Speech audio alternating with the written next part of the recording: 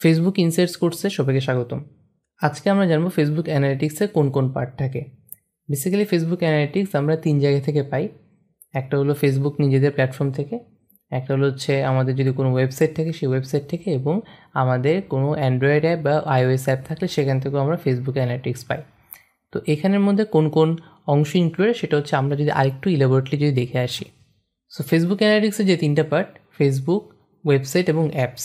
তো এই 3টা অংশের মধ্যে প্রথমে যদি আমরা একটু ফেসবুক নিয়ে আলোচনা করি, তো ফেসবুকের যে প্ল্যাটফর্ম, সেখানে ফেসবুকের প্ল্যাটফর্মের মধ্যে আমরা ফেসবুক পেজ, মেসেঞ্জার এবং ফেসবুক গেমস, এই 3টে জায়গা থেকে হচ্ছে আমরা অ্যানালিটিক্স পাই।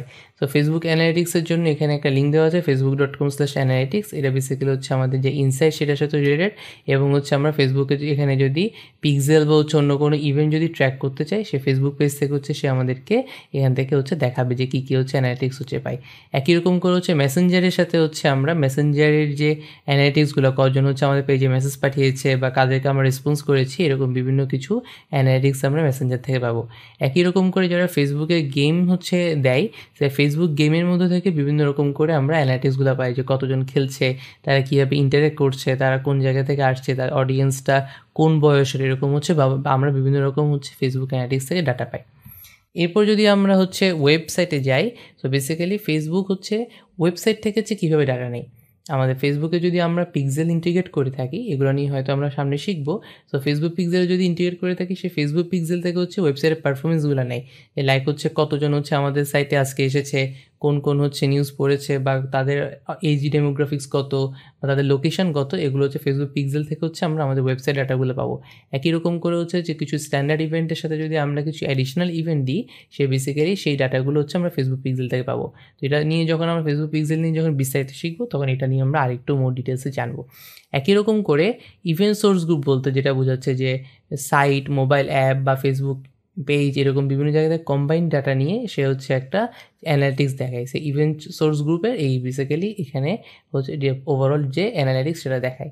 আর অ্যাপসের মধ্যে বেসিক্যালি এখানে 2টা পার্ট থাকে, একটা হলো আমাদের iOS এবং হচ্ছে অ্যান্ড্রয়েড। তো ফেসবুক iOS-এর একটা এসডিকে একটা থাকে, সেই এসডিকে থেকে হচ্ছে ফেসবুক হচ্ছে আমাদের বিভিন্ন রকম ডাটা দেয়, যে কতজন হচ্ছে এখানে আসছে, বা হচ্ছে তারা কোন কোন লেভেলে গিয়েছে, কোনো একটা গেম যদি হয় সেই গেম অ্যাপটার, বা কোনো যদি আমরা একটা কাস্টম ইভেন্ট যদি সেট আপ করে থাকি, সেটা কীভাবে পারফর্ম করছে সেটা।